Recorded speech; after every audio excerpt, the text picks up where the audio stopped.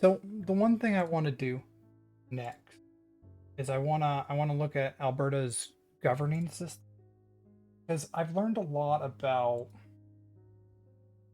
um, how the federal government works, but I haven't actually looked at how the provincial governments work at all. I'm going to like I assume there's a lot of overlap, but I want to actually know if they function differently or not. So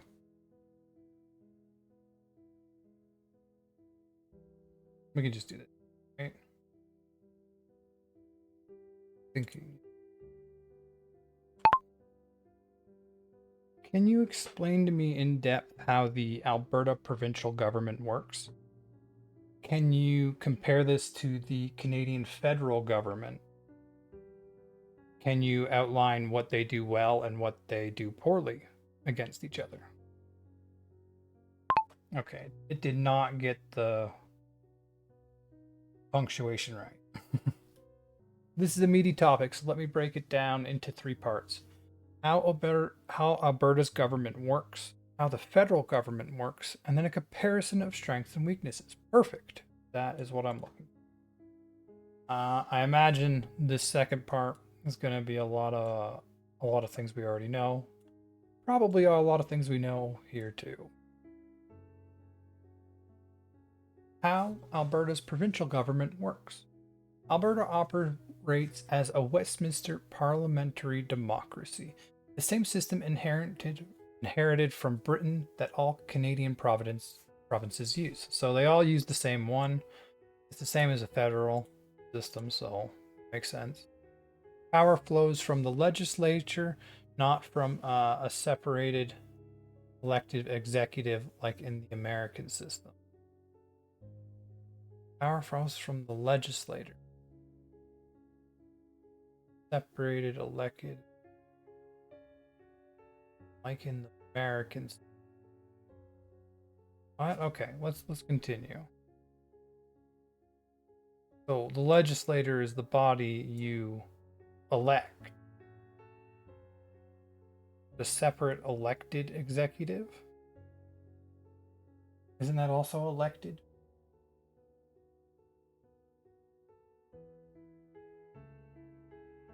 Maybe I'll come back to that. Let's continue for now.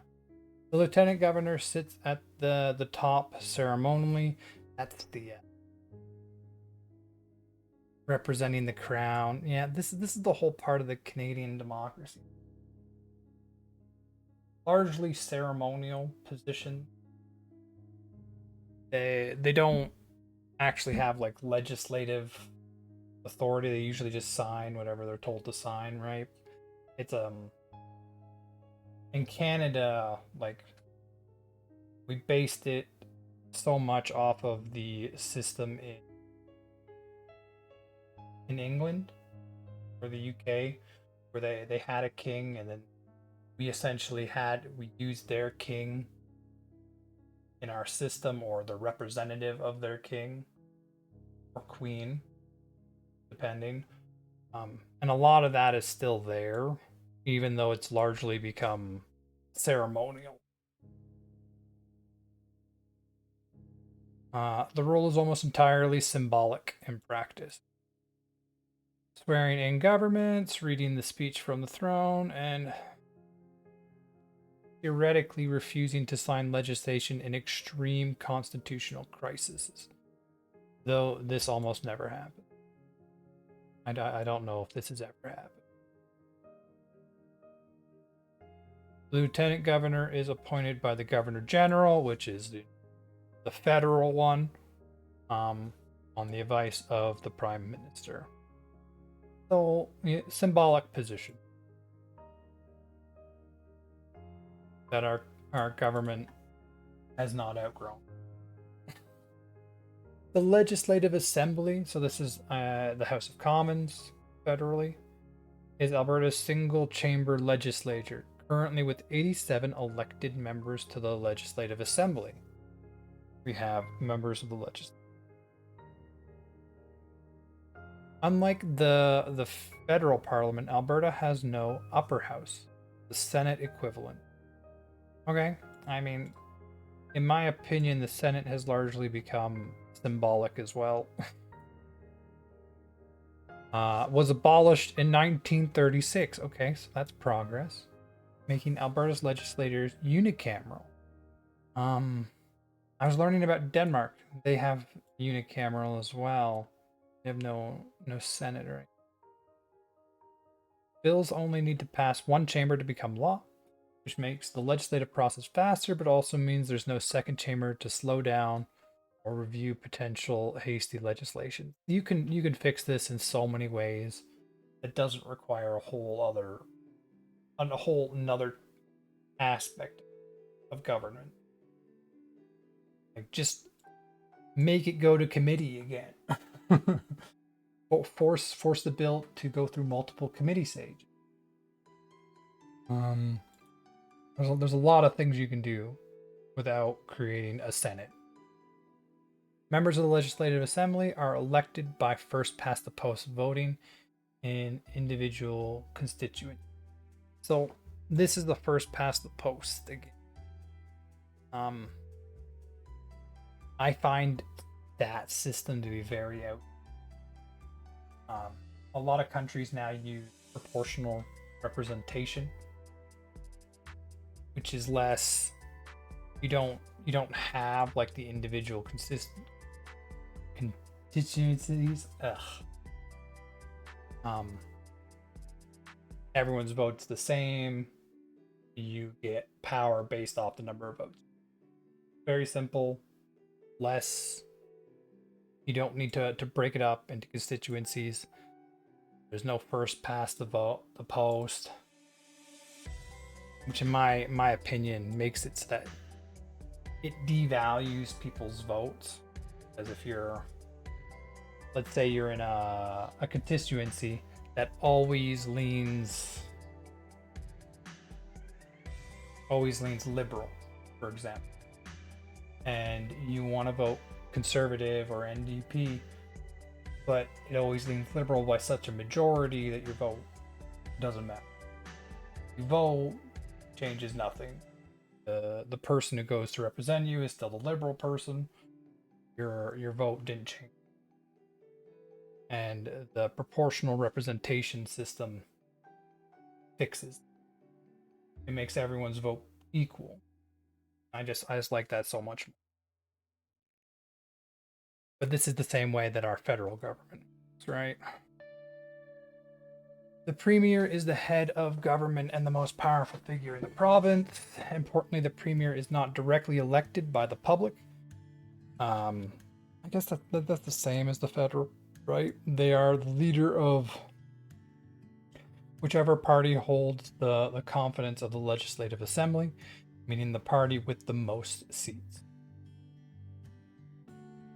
Okay, so this is very similar to the federal system. Danielle Smith became premier after winning the UCP leadership race, not a general election.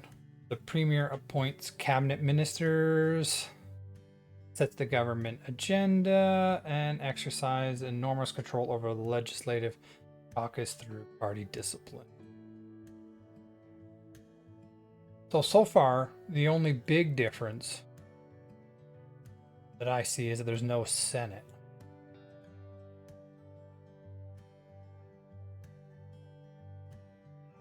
Between the provincial and the federal government. Cabinet is formally called the Executive Council of Alberta, so this is the same as the federal system. Ministers are appointed by the premier, are collectively responsible for running government departments, health, education, energy, justice, finance, and so on. Cabinet operates on the principle of collective responsibility, meaning ministers publicly support all cabinet decisions, even if they privately disagree or they resign. Cabinet is where most real policy decisions are made, often before legislation even reaches the assembly. The official opposition, currently the Alberta NDP. I mean, that is weird because in In Canada, the primary parties are the Liberals and the Conservatives. NDP is usually a smaller party, but they're actually the official opposition. In Alberta, let's see. Alberta's parliament broken up by party.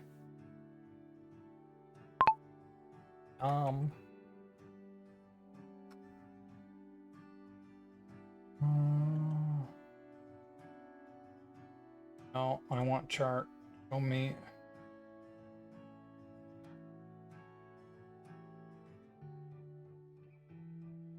Let's go.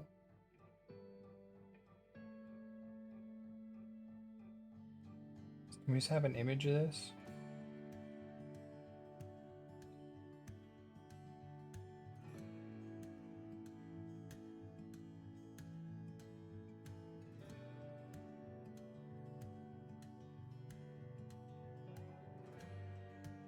Current party standing. That sounds like that might be looking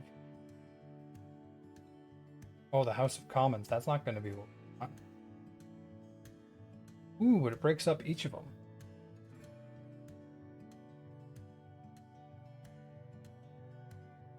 Anyway, so we're just going to move on because I'm not finding what I want.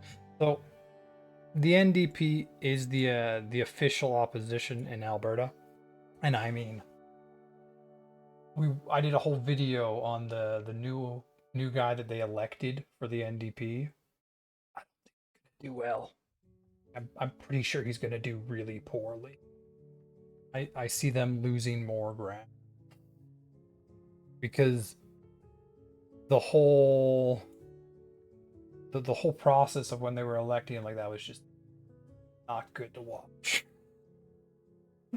Did not inspire any confidence. Okay, so the official opposition plays a critical scrutiny role, questioning the government during question periods, sitting on legislative committees, and providing an alternative governing vision. Alberta's committee system allows members of the Legislative Assembly from all parties to examine legislation and government spending in detail, though the government generally controls committee composition. The public service is the nonpartisan bureaucracy that actually administers government programs day to day, regardless of which party is in power. Deputy ministers run departments and are accountable to their ministers. Okay.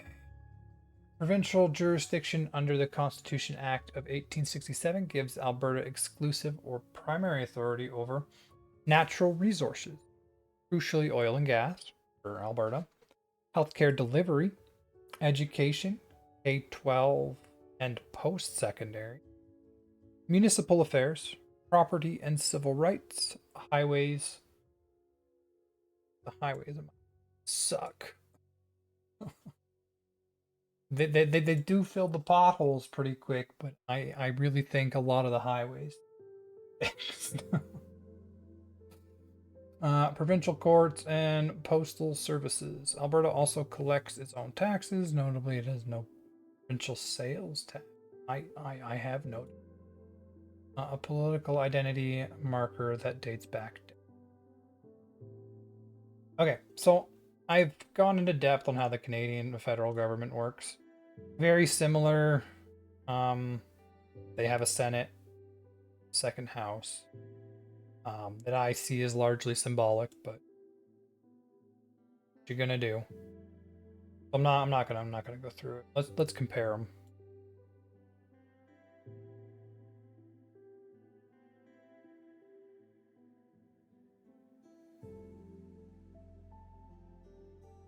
Okay. Comparing strength and weaknesses. Where Alberta's provincial, government does well. With how similar they are, I don't think we're going to see a whole lot of differences, but let's see. Responsiveness and speed. With a unicameral legislative and a smaller, more cohesive population, Alberta government can move faster than Ottawa. A single chamber means legislation isn't bounce between houses. When the provinces decide to act on energy policy, taxation, or regulatory reform, it can do so relatively quickly. Resource management. Alberta has historically been effective at managing and monetizing its oil and gas sector, which has allowed it to fund public services without a sales tax and to run surpluses in boom years. The Alberta Heritage Saving Trust Fund, though critics argue it has been underfunded compared to Norway's Sovereign Wealth Fund, represents a serious attempt to steward resource wealth for future generations. I'm going to look that one up because that is the first time I've heard of that. Alberta Heritage Saving Trust Fund. So, is it a sovereign wealth fund? Because from my understanding, Alberta was running a deficit. It's hard to create a sovereign wealth fund when you're running a deficit. Like, I think Mark Carney's running into that same problem.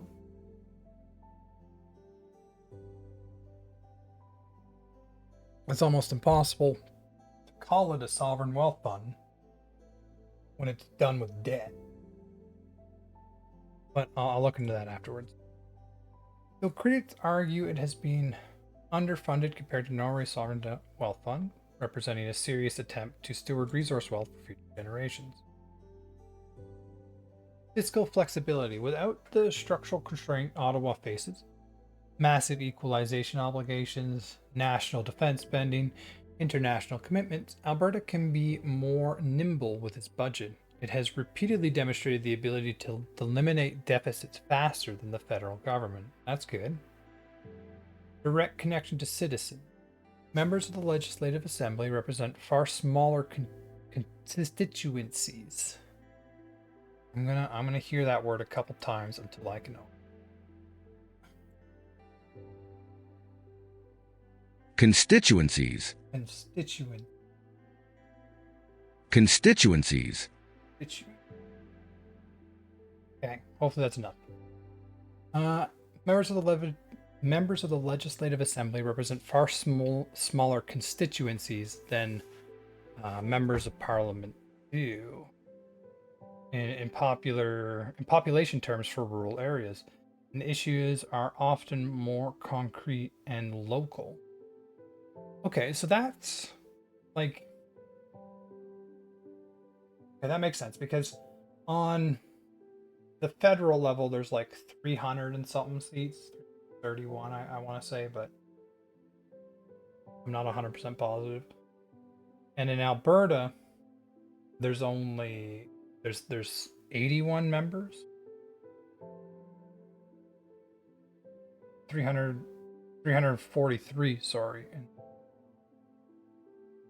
are the House of Commons. How many was there? 87. And Alberta, when you look at actual population, like it doesn't represent nearly that much. So, the constituency is so much smaller. Like there's so many fewer people that they represent. Smaller area, you focus on issues of that area.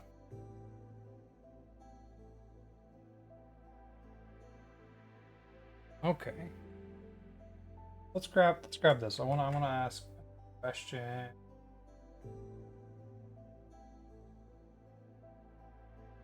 Constituents.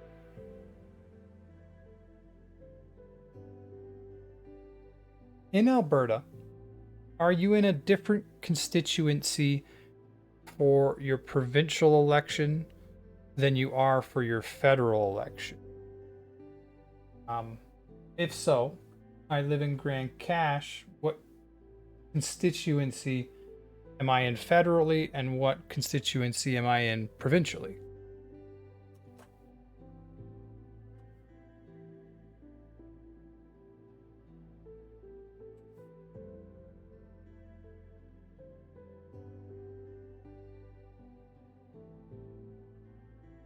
Okay, so clearly it's not getting the punctuation.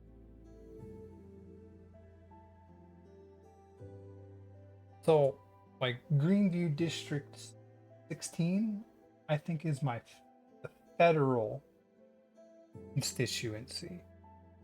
But I don't know what the provincial one.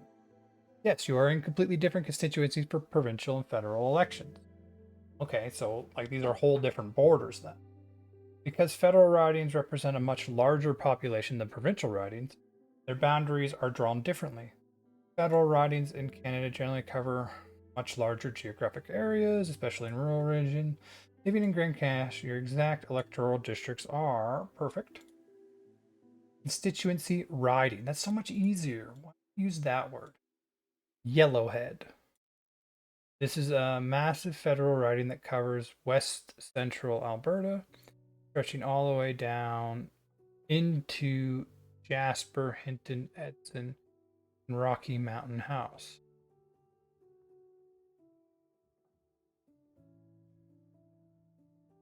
Okay. What happened to the Greenview District 16 that I always hear? Is that municipal? Maybe that's the municipal level. My riding is Yellowhead. Jasper, Hinton, like all the small towns. Because we have Edmonton to the east, west of Edmonton, and it's all the little towns up there. Okay, makes sense.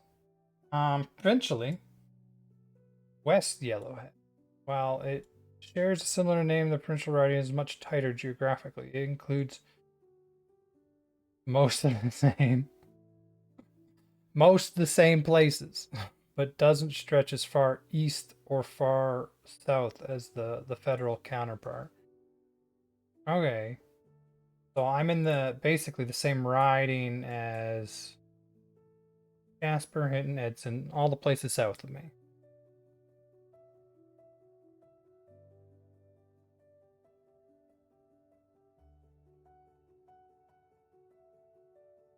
What? No, I don't want it that one.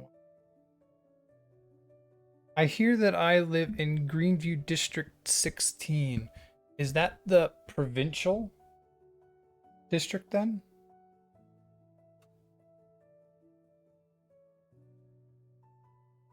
Maybe I should just turn off punctuation.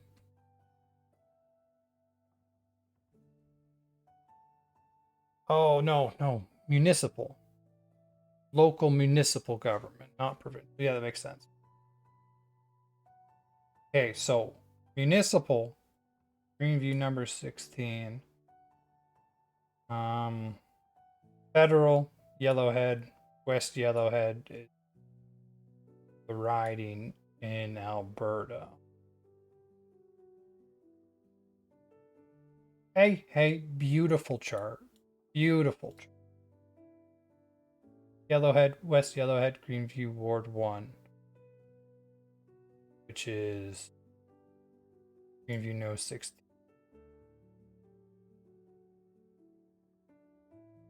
Okay, let's get back to this. Did I finish this one? Direct connection to citizens. Members of the Legislative Assembly represent far smaller ridings than MPs do in population terms for rural areas. And the issues are often more concrete and local.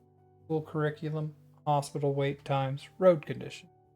This proximity can make provincial politics feel more directly accountable to every day. Very true. Where Alberta's provincial government does poorly. Boom bust fiscal planning. Alberta's deep dependency on resource royalties makes its budget wildly violent. That makes sense. How are we doing on oil prices? Probably the thing that affects Alberta the most, I mean, still really high. And the war doesn't look like it's coming to a close yet. We're up over $102 a barrel.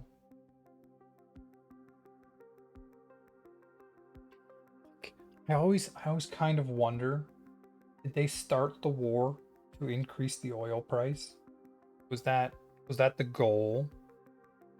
Because for both Canada and the US, oil is well, I mean, the US is the biggest oil producer in the world, right? Low oil prices isn't good for them, but high oil prices is. Was that part of the calculus? I don't know. Makes you wonder. Okay. When oil price crash, so does provincial revenue, leading to either painful cost cuts or deficits. Successive governments have struggled to diversify the economy away from energy, and the Heritage Fund has been repeatedly raided rather than grown. Oh, what? You can't raid the fund? You can't raid the fund. Come on. This is arguably Alberta's most chronic structural failure. Oil dependence as a province. Yep, makes sense. A lot of places, they make a lot of money off oil, have the same problem. Like the Gulf countries have an oil dependent. And to the U.S., and I imagine that the states that produce the oil down there all have an oil dependence. Okay, healthcare administration. Alberta has struggled with healthcare delivery for years. Long wait times, emergency department pressures, rural access issues, and turbulent relationships with healthcare workers. The restructuring of Alberta's health services under the current UCP government, which is the Conservative Provincial Party, has been deeply controversial, and outcomes by many measures lag behind provinces like BC and Ontario.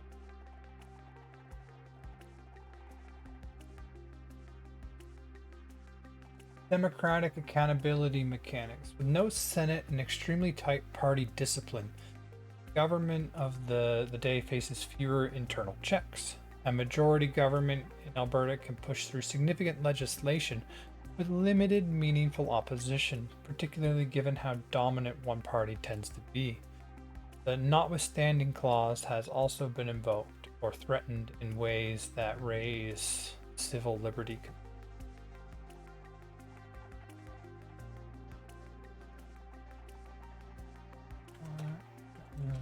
The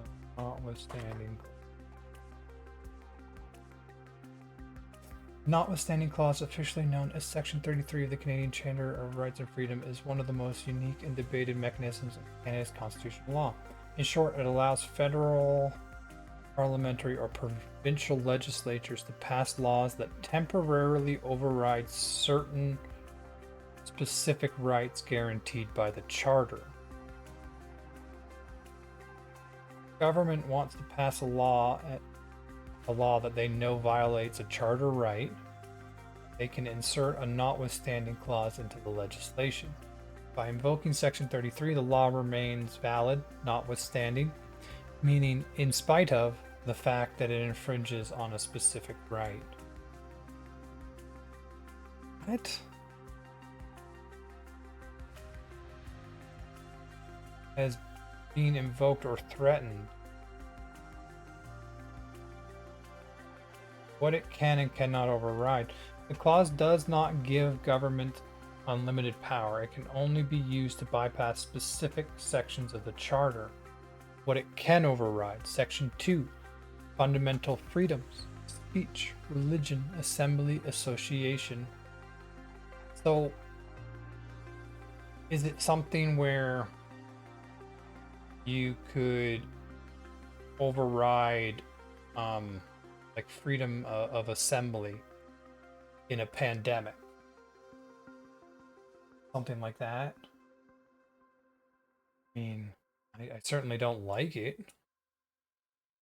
Section 7 to 14, legal rights, protection against unreasonable search, arbitrary detention, rights to fair trial. Section 15, equality rights, protection against discrimination based on. These are all things I don't like being overwritten. I'm not a fan of the notwithstanding clause. What it cannot overwrite: democratic rights, mobility rights, language and minority language education rights, requirement that parliament and legislature at least the 5-year sunset clause. A government cannot use a notwithstanding clause permanently. Okay. Any law that uses Section 33 automatically expires after a maximum of 5 years. This is an intentional political safeguard. So it is designed to use, like in a pandemic, restrict people's rights because of there's a pandemic and a threat of mass safety, and it can only last up to 5 years. I wonder if it was used. Because federal and provincial elections must happen at least every 5 years, government that uses the clause is forced to face the voters before they can. If a government is elected and disagrees with the law, they can simply let it expire. Why does Canada have it? The clause was a political compromise born in 1981 when Prime Minister Pierre Elliott Trudeau was trying to patriate the Constitution, bring it home from the UK, and create a Charter of Rights. Several provincial premiers, most notably from Western Canada, were terrified that a charter would give unelected judges too much power to strike down laws passed by elected officials. To get the provinces to sign on, a compromise was struck. The charter would protect citizens' rights, but elected parliaments would have the ultimate last word via Section 33 if they felt a court's ruling went too far. So, the provincial government, so that there can be a law passed, the provincial government can disagree, they can create a law with a notwithstanding clause to kind of ignore it, but then people vote on that within 5 years. So it's not a permanent law. Why it's controversial today? For the first few decades after 1982, the clause was rarely used. Outside of Quebec, we used it routinely for language. It was viewed as a nuclear option that would carry too much political fallout if used lightly. Absolutely. However, in recent years, provinces like Ontario, Quebec, and Saskatchewan have used or threatened to use the clause more frequently, sometimes proactively before a law is even challenged in court. Critics argue this weakens the fundamental purpose of the Charter, which does, while defenders argue it is a legitimate tool for democratically elected governments to enact policy without judicial interference. I also agree with the critics and the supporters.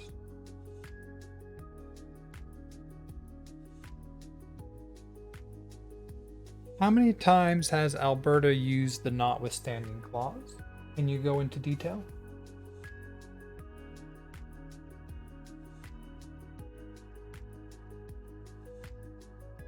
Been invoked or threatened in many ways through deliberate concerns.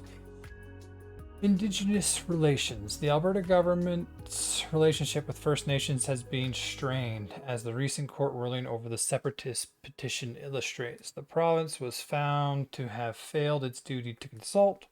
Resource development disputes, treaty land entitlements, and inadequate consultation process have been persistent problems.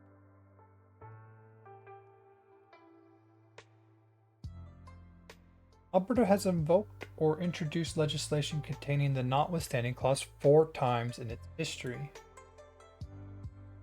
However, the political reality of how those 4 instances played out is quite distinct. 2 of those attempts occurred decades ago and either failed or had no legal effect. The other two instances happened recently, marking an unprecedented shift in how the province utilizes the constitutional mechanism. The four instances in detail. We'll go through the two older ones pretty quick. The eugenics law lawsuit. Back down. The context from 1928 to 1972, Alberta operated under a horrific Sexual Sterilization Act, which resulted in the forced sterilization of nearly 3,000 vulnerable individuals, often without their knowledge or consent. In 1996, a survivor named Leah Murr successfully sued the Alberta government for damages, winning a major landmark judgment. Terrified of a flood of massive multi-million-dollar lawsuits from other survivors, Premier Wealth Kimmer's government introduced the Institutional Confinement and Sexual Sterilization Compensation Act in March 1998. The bill proactively used the Notwithstanding clause to block survivors from suing the government and capped total damages to $150,000 per person. They backed down on this one. The outcome: the public and media backlash was immense, fierce, and overwhelmingly negative. Albertans were deeply repulsed by the idea of using a constitutional override to strip legal rights away from victims of state-sponsored sterilization. Within 24 hours of introducing the bill, a stunned Premier Kell completely reversed course and scrapped the entire piece of legislation. It never became law. Okay. The same-sex marriage ban. Ooh. Back in the 2000s. Had no legal effect. The context. In the late 1990s and early 2000s, Canada was rapidly moving towards legalizing same-sex marriage. Social conservatives with Ralph, the same guy, huh? Helm's government wanted to block this process within Alberta. Also, Canada's moving towards legalization, and he wasn't having it. The law. The province passed the Marriage Amendment Act 2000, which explicitly defined marriage solely as a union between a man and a woman. Knowing this violated the equality rights in Section 15 of the Charter, the government inserted a notwithstanding clause to protect the ban. The law technically passed, but it was legally meaningless from day one. Under Canada's division of powers, the federal government has sole constitutional authority to define the legal core of marriage. Provinces only control the physical solemnization, the ceremony logic. In 2004, the Supreme Court of Canada officially ruled that defining marriage belongs exclusively to Ottawa. Alberta's clause quietly expired by law 5 years later in 2005 without ever blocking a same-sex marriage. Okay, but they tried. They did try. The back to school. Ooh.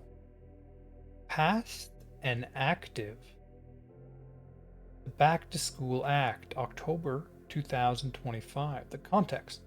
Following a long and bitter contract dispute regarding classroom complexity and wages, the Alberta Teachers Association launched a massive province-wide strike in the fall of 2025. The law. Premier Danielle Smith, UCP government took swift, aggressive action by introducing Bill 2, the Back to School Act, passed in an overnight session in less than 12 hours. The law legally forced striking teachers back to the classroom, unilaterally imposed a 4-year collective agreement, banned further strikes until 2028, and it established steep fines, $500,000 a day for the union for non-compliance.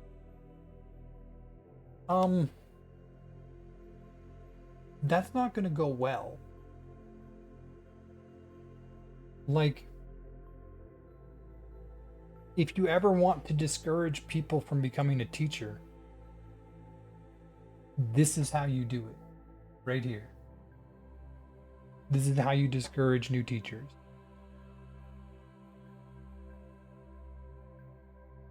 I didn't even know this happened. And they can't even strike until 2028.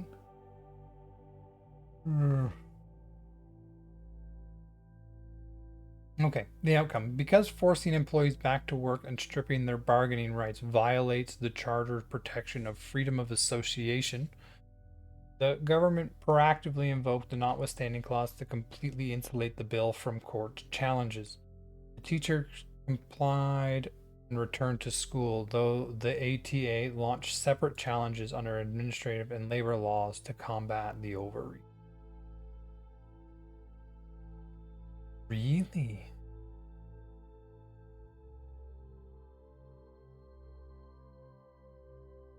Let me grab that one too.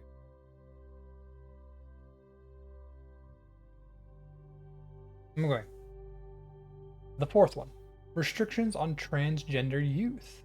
December 2025 passed and active. So these are both passed and active. The context.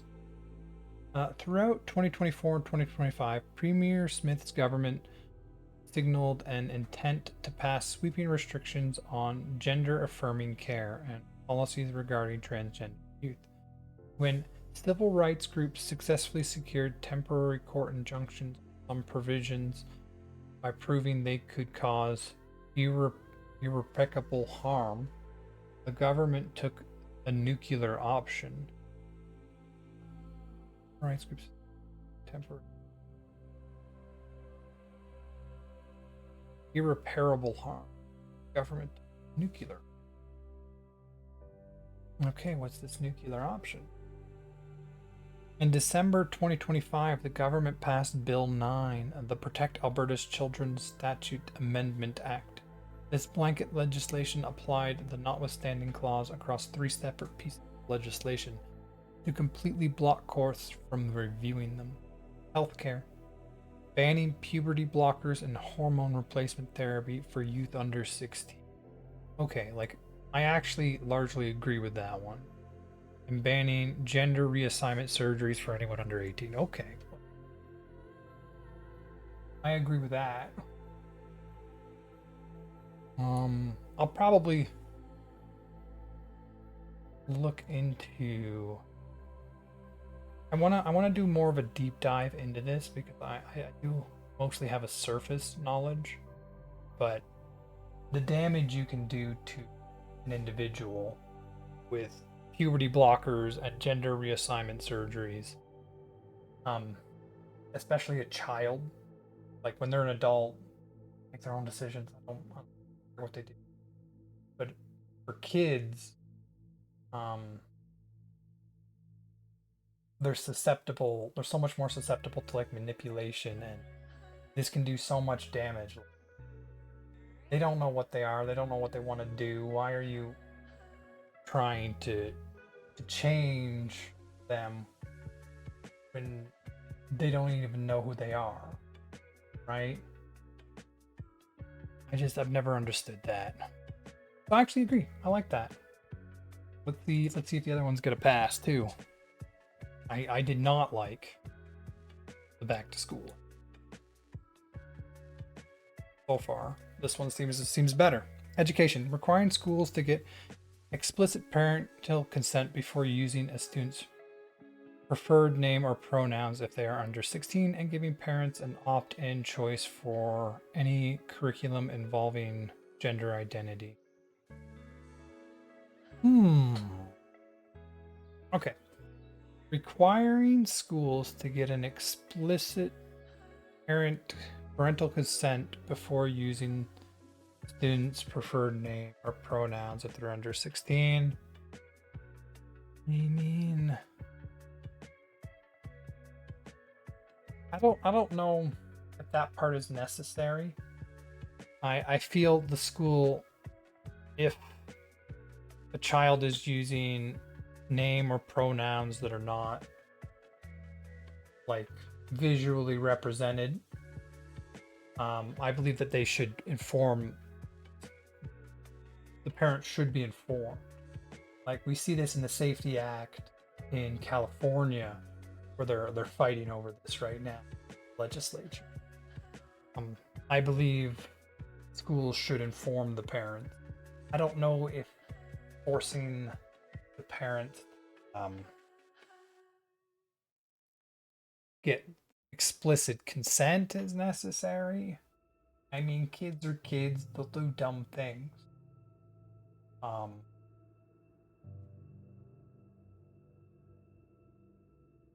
like they could be a boy one day, a girl the next. Who cares? They're a kid. Uh, the whole consent thing, I don't know if it's necessary, but what's the second part? And giving parents an opt-in choice for any curriculum involving gender identity. I mean, I think to a degree, it should be taught that it's a thing. The whole transgender, um, the whole transgender thing. Um, but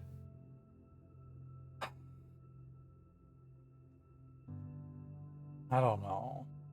I mean, if you want to keep your kid out of that type of stuff, I think you have a right to do that as a parent as well. So I do kind of agree with the second part. Still, I don't know how to feel in the first part of that one. Getting it's the explicit parental consent part.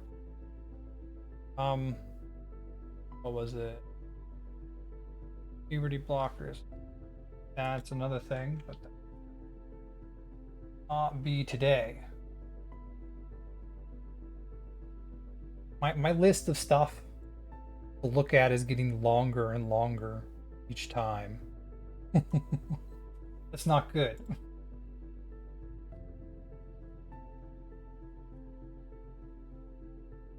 How am I going to get through it all? Okay.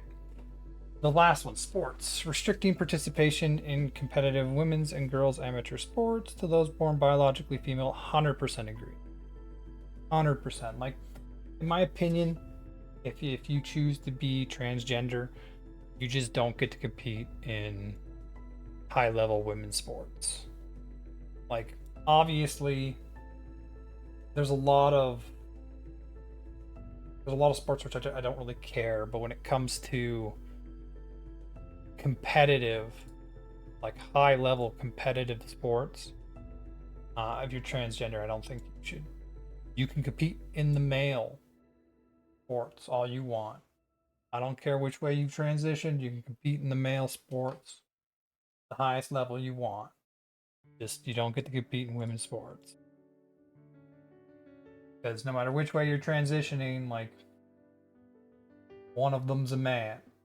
And so there's just an advantage that can happen there. And I just don't like it. So I like this one. Right? I like this one. I mostly support. So I actually kind of like this one. Why'd they have to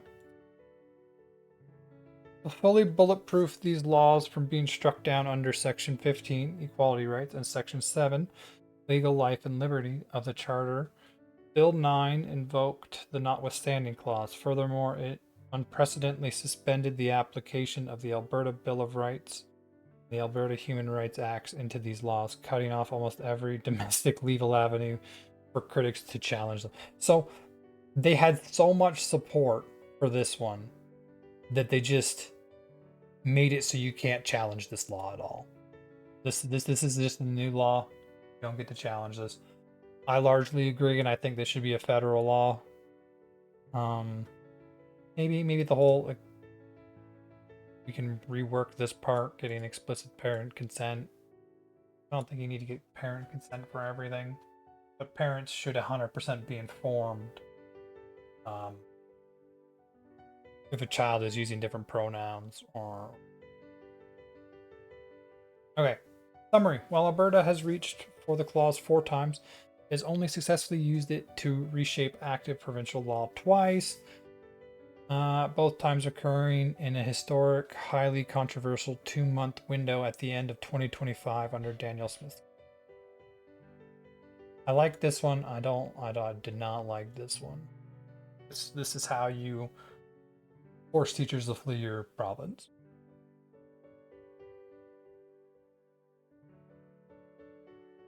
Something I wanted to ask along this. Ooh, here we go.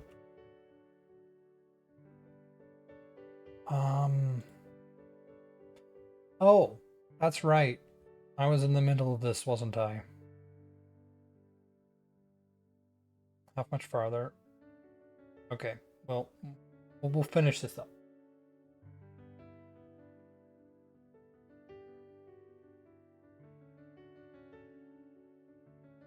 Here we go. Where the federal government does well. National coordination on issues that genuinely require coast-to-coast coordination, pandemic response frameworks, national defense, trade negotiations, cross-border infrastructure. The federal government has structural advantages, naturally, can pool resources, negotiate internationally, and set minimum national standards. Those in Canada's Health Act that protect Canadians regardless of which province they live in. Equalization and redistribution. The federal equalization program transfers money from wealthier provinces to poorer provinces, ensuring that Canadians in New Brunswick or Manitoba have access to reasonable comparative public services. This is a genuine achievement of Canada's federalism, even if it's bitterly resented in Alberta. Absolutely, but you might not always live in a have province. If OPEC collapses and they drop oil prices massively, maybe you'll need equalization. Who knows? Judicial and rights protection. The federal government administers the Charter of Rights and Freedom and the Criminal Code, providing a national floor of rights that citizens can rely on regardless of provincial politics. Federal courts provide an important check on both federal and provincial overreach, where the federal government does poorly. Democratic representation of regions. The Senate was designed to give smaller provinces a voice, but it's widely seen as ineffective and illegitimate since senators are appointed rather than elected. Meanwhile, just everything about the Senate sucks. Let's just get rid of it. Roll it in the House of Commons, and everything will be better. We can get proportional representation along with that, even better. Meanwhile, the House of Commons is dominated by Ontario and Quebec's sheer population weight. It means Western provinces routinely feel outvoted on matters that deeply affect them. Pipelines, equalization, carbon prices. This is the core grievance feeding Alberta's separatist sentiment. I feel like the current administration in Ottawa is far better aligned on these things. We basically seen in the UK through the Reform Party, one of their big things was to come out against carbon pricing. Non-net zero was one of their big things. And that gained huge support. So I can expect that at least in most of Canada, we will see a similar push. England's similar, Canada, right? Culturally. And so I feel we will see that the whole non-net zero thing start to become more popular in Canada. This is primarily because a lot of the financial pressures people feel in their life can be related back to net zero, and environmental concerns, not developing the oil because, I don't know, you just didn't feel like it. And so when a lot of the financial stress start to be felt by people, they'll move that way in my. And this is the core grievance feeding Alberta separatist sentiment. The money, naturally. Bureaucratic scale and slowness. The federal government is enormous. Major infrastructure projects, procurement, fighter jets, naval ships, and policy reforms routinely take decades and billions more than planned. The layers of federal bureaucracy combined with the need to navigate multiple departments, agencies, and Senate scrutiny make agile decision making very difficult. I've noticed. Fiscal transfers and strings attached. When Ottawa funds provincial programs through transfers, it often comes attached conditions that provinces argue override their constitutional jurisdiction. This creates resentment and sometimes results in funding that doesn't actually match provincial needs. A one-size-fits-all approach applies very different provincial reality. I think this is one of the questions on the referendum about trying to pressure Ottawa into removing the conditions on a lot of the money it sends over, because the provincial government feels like it can allocate this wealth better, use this money better without these conditions in place, because like it's a form of government closer to the people. It can do this better, even though if you build conditions for one province, it might not be good in another province. I don't know. I'm still on the fence about that one. The democratic deficit. First past the post at the federal level, combined with the fact that majority governments can be formed with well under 40% of the popular vote. Also the fact that people can just cross the floor whenever they feel like it, apparently, means that large portions of the electorate can feel constantly unrepresented. This problem exists at the provincial level too, but the consequences are more acute nationally given Canada's regional diversity. I'm telling you, proportional representation fixes this. Just a better democratic system. The fundamental tension. At the core of the Alberta-Ottawa relationship is a genuine constitutional design problem. Canada built a federation in which national resources belong to the provinces. National energy and environmental policy, the federal matter. When those two things pull in opposite directions, as they have over oil pipelines, carbon pricing, and emission regulations, there is no clear resolution built into the system. Alberta argues it is being told how to manage its own backyard by a federal government elected primarily by Central Canada. Ottawa argue it has a national and international obligation to address climate change that transcends provincial resource ownership.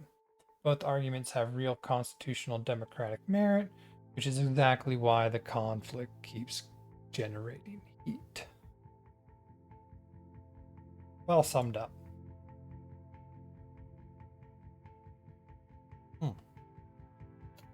Okay. Some arguments to, I mean, like this is kind of the core of the Alberta separatist movement. Alberta feels like it's being told how to manage its own backyard by a federal government elected primarily by Central Canada. They have issues because we've had multiple pipelines that were like promised they were going to happen and then got shut down. Carbon pricing like directly affects the oil industry more than other industries, obvious reason. And emissions regulation, and that one, emissions are everywhere. But I imagine extracting oil causes large amounts of emissions. You always see that thing burning on top of an oil stack. I don't know what they're burning, and I don't know why they're burning it, but they're burning a lot.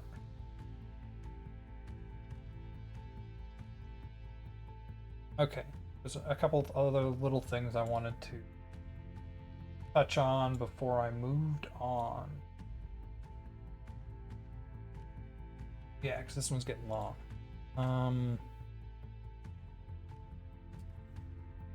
What is it? How much is it? What happened? Oh, there was a whole. What was I talking about here? No, we're good. Okay. Federal breakdown. What is the Alberta Heritage Saving Trust Fund? The Heritage Saving Trust Fund was established in 1976 to collect a portion of Alberta's non-renewable resource revenue. The mission is to provide prudent stewardship of the savings from Alberta's non-renewable resources by providing the greatest financial returns on those savings for current and future generations of Albertans. Okay, originally 30% of Alberta's resource revenue was fund. What happened to it? This is where the story gets painful. In the late 1980s, oil prices crashed and governments began drawing on the fund to balance budgets. I mean, that's kind of why it exists, right? Critics argue government used the cash as a slush fund and say the fund's revenue should be much higher. A political scientist at Mount Royal University estimated that if we had stayed 30% today, we would have over 60 billion in that fund. Okay, how much is it worth now? As of March 31st, 2025, the market values the Heritage Fund was 27.2 billion, representing an increase of 4.2 billion over the prior fiscal year. The fund investment breakdown includes equity. Okay, I'm not going to go into that stuff. Bottom line, the Heritage Fund is a genuine achievement, a sovereign wealth fund that has generated real return, provides Alberta with a financial cushion most provinces don't have, but it is a shadow of what it could have been had successful governments treated it with the same discipline as Norway. At 27 billion, it's meaningful. At a potential 60 to 100 plus billion, it would be transformative, potentially allowing Alberta to fund public services with investment income alone and reduce its vulnerability to oil price swings entirely. That opportunity, largely squandered through decades of political short-termism, is one of the most consequential policy failures in Alberta's history.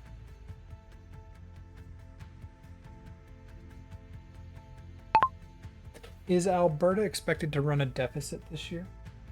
Can you give me a chart on the deficit or surplus from the past 5 years in Alberta?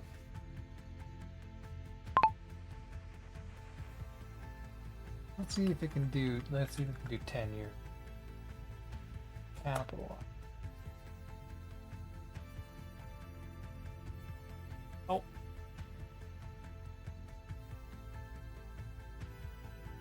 Question. Back to School Act.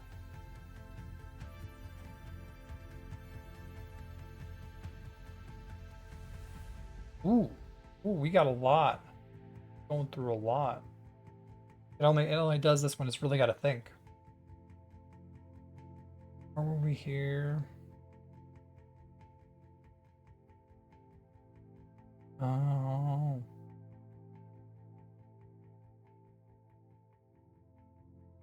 I'm surprised how much I supported that one. How much I definitely did not support that one. And these two were so long ago. And they didn't even had no legal effect. Back down. And then we currently have 2 passed and active. Okay. Here we go. Yes, Alberta is very much in deficit territory. The numbers are significant. Let me pull the chart together. Chart. Yes. Worst deficit, best surplus. Okay. So they're running a deficit. Ouch. Why are you running so much deficit? How are we in a deficit? Like, oil prices have gone through the roof. And a couple surplus years. Better management, right? And then deficit.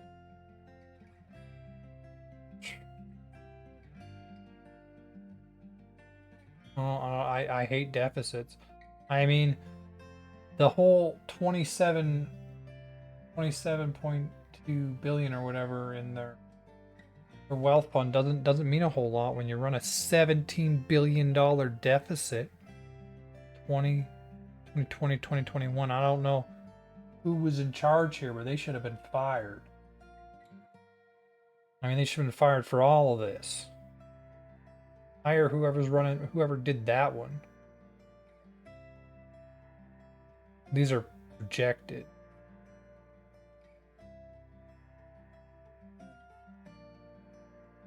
Good times ended fast. The government flipped from surplus being driven by falling oil prices, but we don't have that anymore.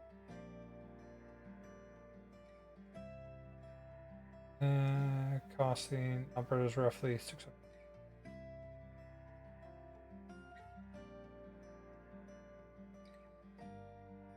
Alberta's fiscal fortune are essentially a mirror of oil prices. Exactly the structural vulnerability critics have flagged for decades. Yeah. So that's the oil boom. These are all oil price fluctuations. Can you not run a province without oil? All the other provinces. Okay. One more question, then I'm moving on. Ready to grab it?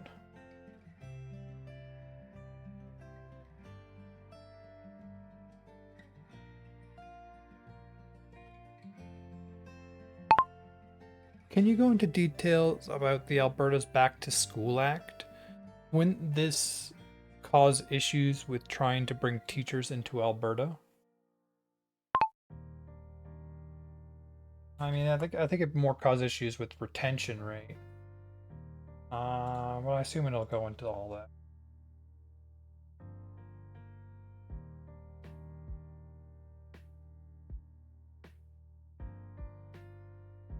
Okay, once this is done, I'm gonna move on.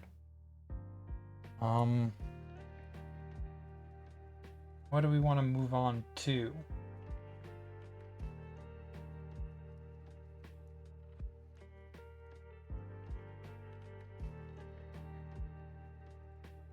I want to look into the Greece economic break.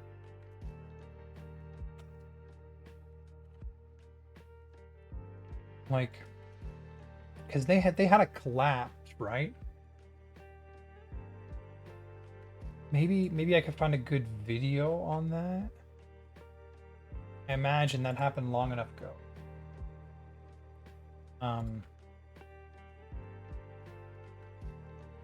There should be people that go through this. 5-minute history lesson. How a debt crisis ruined Greece. Ooh, economics. I was gonna watch a video from them anyway, right? Is Greece suddenly doing well? So this is like a bounce back. Reasons no. 1 month ago, that's very, very different. The origins of the Greek debt crisis. Oh, that's going into like Euro caused Greek crisis, understanding the financial crisis. I mean, 10 years ago.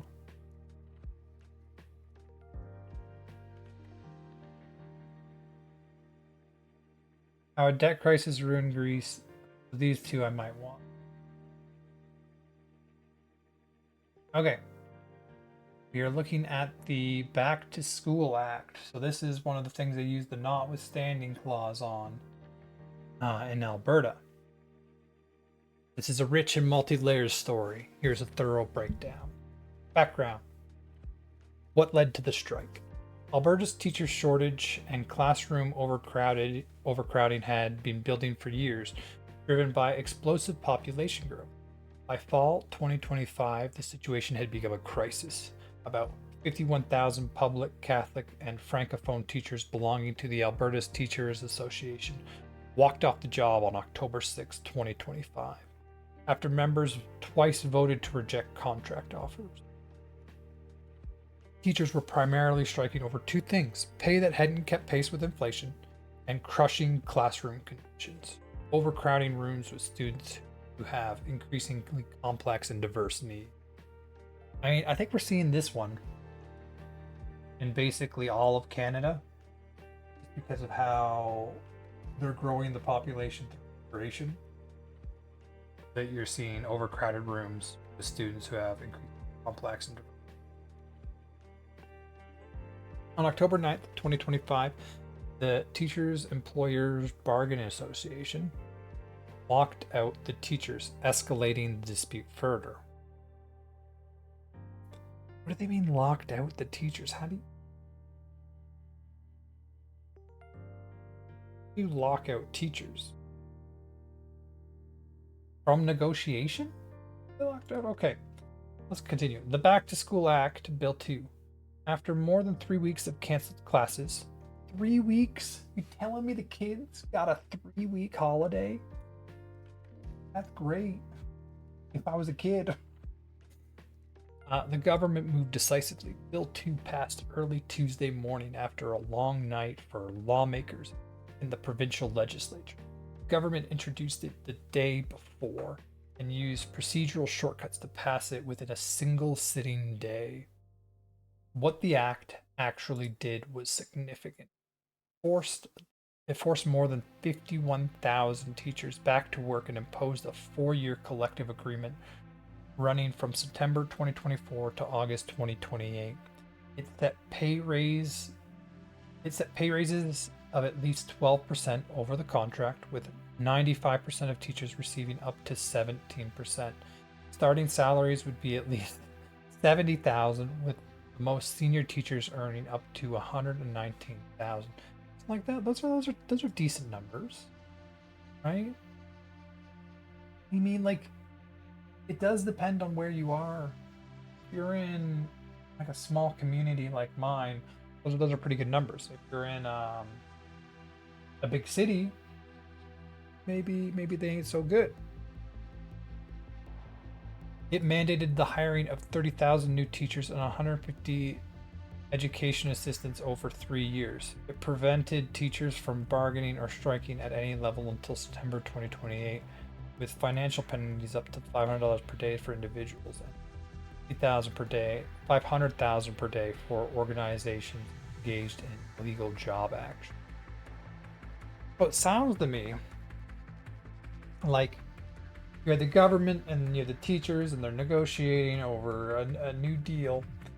And at some point after 3 weeks, the government just goes, screw it.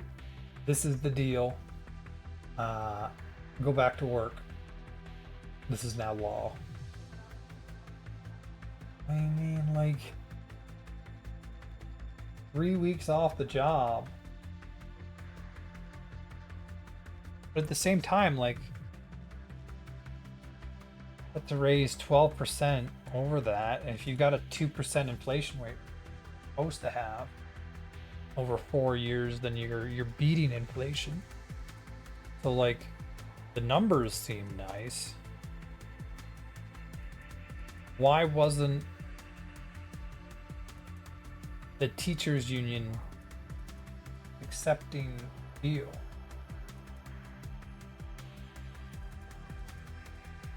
Because, like, the numbers seem fine. It mandates hiring. Okay.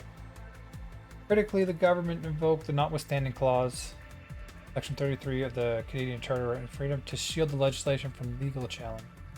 This was the first time in Alberta's history the Notwithstanding clause had been used effectively to actually, like, pass legislation. The ATA refers to it not as a collective agreement, but as a legislative imposed settlement. Teachers had no meaningful role in its terms. Indeed, the contract imposed was essentially one that nearly 90% of teachers had voted to reject the previous month. maybe they'll cover it, but I'm gonna write it down anyway. Joseph. I want to ask why. Notwithstanding clause controversy. This is I think we touched on this most of the or this is where it gets constitutionally significant. ATA President Jason Schilling called it an abuse of power, saying the clause was not used to protect children or preserve democracy or to address an emergency. It was used to win an argument. Like that. That's kind of true. A labor relations professor at Athabasca University called it a turning point. What they are signaling is that this bill today is that fair and free collective bargaining for the public sector in Alberta is dead because they will just do whatever they want to do regardless. Like, is this 3 weeks of kids out of class? Is that what this is? Because if you're actively having children fall further behind in education, there is a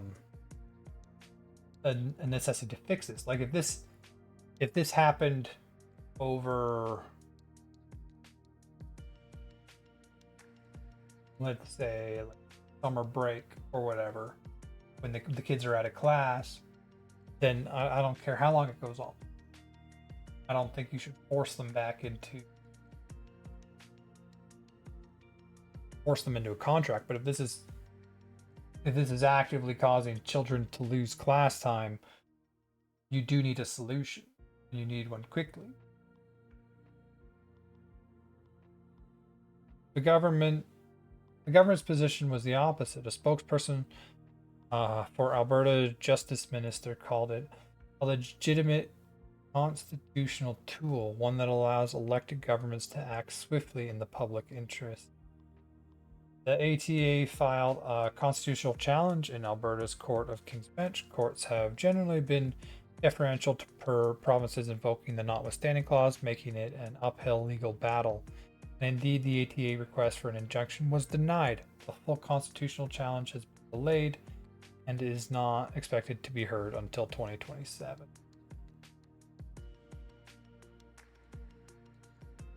Is it going to go into this? Okay.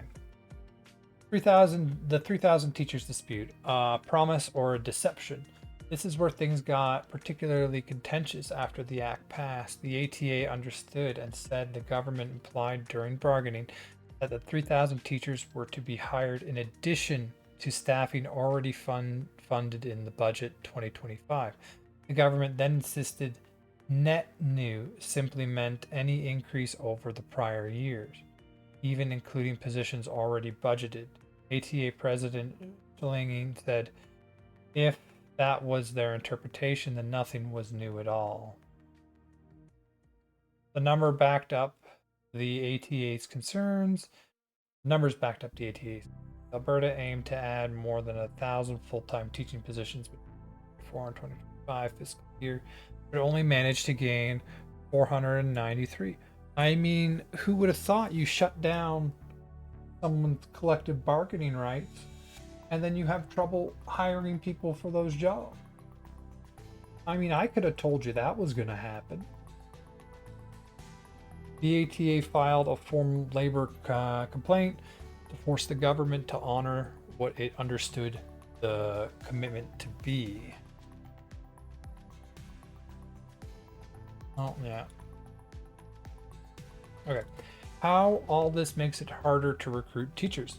The Back to School Act and its aftermath have created a serious recruitment problem, creating several overlapping deterrents for teachers considering coming to Alberta. Teachers are leaving. In the aftermath of the strike, teachers described fleeing loneliness, isolation, and a sense that no one had their back. Some began filing paperwork to be certified in other provinces like BC, viewing Alberta as not a long-term option. The profession's reputation took a hit. government education policies and relatively lower funding levels are a turnoff for potential recruits, especially in the context of the use of the Notwithstanding clause to strip away Alberta's teachers' charter rights. As the ATA president put it, they're going to have to do some serious work to repair the damage that have been inflicted on teachers for the past couple of years, because right now teachers are not going to believe what they have to say. I mean, believe actions, not words, right? Classroom conditions remain dire. A post-strike survey of Alberta's teachers found an overwhelming majority feeling pessimistic about the state of education, with inadequate staffing still cited as a major issue. Classrooms are becoming more complex, and the fruits of the government's promises have yet to be seen. The government's own response to the shortage reveals its severity. Tradespeople and professionals with only 4 post-secondary education courses are now eligible for temporary teacher certificates. What? Tradespeople and professionals with only 4 post-secondary education courses are now eligible for teacher certificates. So they've dropped the bar to be a teacher. A move that university deans of education found deeply troubling, particularly for streams that could certify teachers who don't even have a bachelor's degree in any subject. The NDP opposition called it a symptom of a government that had created an environment that teachers aren't interested in working in. I mean, yes. That, like, you stop them from being able to collectively bargain, nobody's going to want to be a teacher. Where things stand now. As recently as May 13th, 2026, the Alberta government announced $200 million to fund 1,400 more teaching positions for the next school year, using data collected from around 108,000 classrooms to identify the most overcrowded schools. This is a genuine step forward, but it comes against a backdrop of deep distrust between the government and the teaching profession. The fundamental problem is a structural contract. The government needs thousands of new teachers to meet its legal commitments and population demand. But the way it ended the strike, imposing a contract teachers overwhelmingly rejected, stripping their rights to strike until 2028, and invoking the Notwithstanding clause for the first time in Alberta's history, has made Alberta a less attractive destination for teachers from other provinces who have a choice of where to work. The government is now trying to expand the pool of who qualifies as a teacher precisely because it can't attract enough certified ones. Whether that solves the problem or compounds it by undermining the quality of instruction remains an open and hotly debated question. That, I mean, that was always going to happen when you strip the rights to collectively bargain. Right?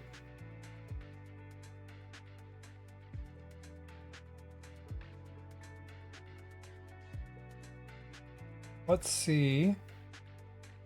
It said somewhere that 90% of teachers rejected the offer.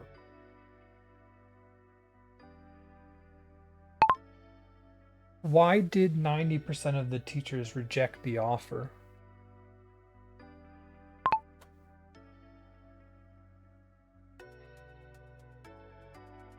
Because, like, it sounded to me like they were offering decent conditions, right? Pay raises. 95% of teachers receiving up to 17% pay raises. That doesn't sound bad for 4 years. So then why did 90% of them against it? Well, there were really 2 interconnected reasons teachers rejected the offer so overwhelmingly. One about money and one about working conditions. They're deeply linked but worth separating out. How long does it go? Oh my goodness. I don't know if I'm down to read all that again. Okay. We'll just go through the top part of it. The pay raise didn't come close to catching up with it. Oh, catching up with inflation. On the surface, 12% raise over 4 years sound reasonable, but when you look at what had actually happened to teachers' pay in the decade leading to the vote, the picture is very different. Since, okay, I'm not going to go into it. Basically, was not keeping pace with inflation. They wanted to catch up. The 3,000 teachers wasn't enough, and there were no hard guarantees on class size. The second and arguably deeper reason was classroom condition. This is what made the rejection so overwhelming. Teachers weren't just unhappy about paychecks, they were exhausted and demoralized by what they were being tasked to manage every day. Growing class sizes and the increased complex needs of students are putting enormous pressures on teachers. Alberta stands apart as one of only 2 provinces in Canada without collective bargaining student to teacher ratio. Without that in a contract, teachers have no enforcement protection against being handed even larger, even more demanding classrooms.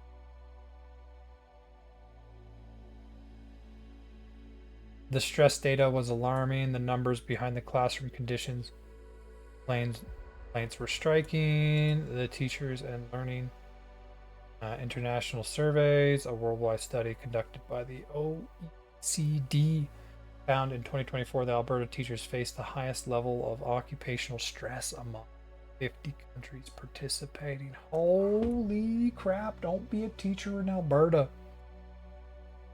That sounds horrible. 42% of Alberta's teachers reported experiencing high level stress, compared to 19% of teachers globally. Striking, only 13% of Alberta's teachers felt respected by their government. A decade of broken promises. Underneath everything was a deep well of accumulated distrust. Teachers have been told time and time again that the government will make it right the next time. Well, the next time is here. Teachers felt they had traded salary increases for years, hoping governments would invest more in students. I mean, generally, that's just a good idea for pretty much every government. Investing in students is like one of the key indicators on how your society is going to turn out. And the cycle kept repeating. That disrespect cut deep, telling dedicated professionals that their sacrifices don't count and their votes don't matter. The government counter-argument. In fairness, Finance Minister Nate Horner expressed genuine puzzlement. This is the second time teachers have rejected a potential settlement that provided what their union said teachers wanted in response to growing classroom complexity. With 2 failed ratification votes, I am left questioning whether the union fully understands what their members are seeking. If teachers did not want this deal, then why is it proposed by the ATA in the first place? It's a fair point procedurally. The ATA bargaining team did reach the tentative agreement, but the answer was evident in the 90% rejection. So the ATA reached an agreement, and they brought the agreement to the teachers, and there was a 90% rejection. So then why did the ATA bring the agreement? If 90%, like, their point is to get an agreement that the teachers agreed to. If the 90% disagree, that is a terrible idea. Bring that forward. The bargaining team was out of step with its own membership, who felt the deal didn't go nearly far enough on either wages or the hard contractual protections for classroom conditions they desperately needed. The rank and file teachers sent a very clear message. They weren't willing to accept promises without enforceable teeth. Particularly from a government they had reason not to trust. Okay.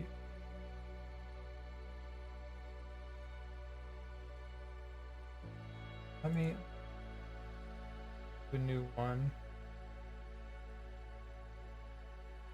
How much is the average teacher in Alberta paid? compared to other provinces? What is the average class size in Alberta compared to other provinces?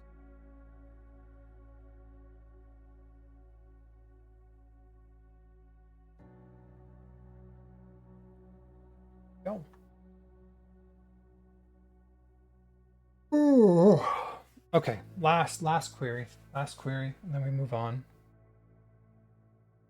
Can be surprisingly tricky due to varying collective agreements and data reporting methods. So, yeah, I just want a basic.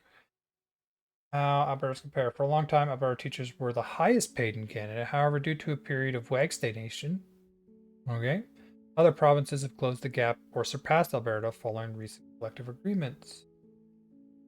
Alberta's compensation pack currently sits roughly in the middle to upper middle tier among provinces. So the pay isn't bad then. Okay, breakdown. Let's just look at the chart. Alberta minimum salary, maximum salary. Like competitive with the other. With all the others, right? Okay. Class size is how Alberta compares. It's heavily restricted by a lack of uniform reporting. Notably, Alberta stopped public tracking and reporting hard provincial class size data in 2019, making an exact statistical comparison difficult. However, we can look at regulatory caps and student to educator ratios to see how crowded Alberta schools are. All right. Caps versus guidelines. Unlike several other major provinces, Alberta does not have a legislative mandatory cap on how many students can be placed in a single room. Ontario strictly mandates hard caps for early education. At least 90% of primary classes, grades 1 to 3, must have 20 or fewer students, and no class can exceed 23. British Columbia and Quebec features hard, legal binding class size limits built into provincial frameworks or collective agreements that scale upwards by grade. Alberta relies on funding framework rather than hard caps. Okay, not going to tell me what I want. Guesstimate. Student to educator ratio. Because tracking methods differ, statistics can utilize the student to educator ratio, total number of students divided by all educators, teachers, principals, and specialized support staff. Perfect. That's what I want. It is not a direct measure of class size, but it acts as a reliable proxy for systemic crowding. According to Statistics Canada data compiled by the ATA, Alberta has the highest student to educator ratio in Canada, sitting at around 16.78 students per educator. By comparison, national average 13.8. Saskatchewan and BC 14. So these are the provinces that are closest. 14.1, 15-ish. Eastern provinces maintain the lower ratio, dropping close to 11.5 to 13. Takeaway: Alberta public school classrooms are generally considered among the most crowded in Canada. The combination of rapid provincial population growth, lower per student provincial operation expenditure relative to historical baselines, and a lack of legislative class size caps mean Alberta's teachers face some of the highest classroom density. That is not good. I'm going to guess that is the primary reason that they were striking. That is significantly higher than the national average.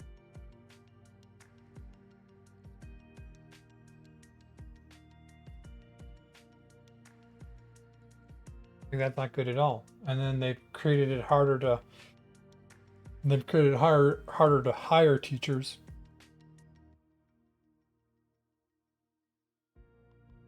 With that act. Anyway, that's a bad number. Bad number. At least be at the national average.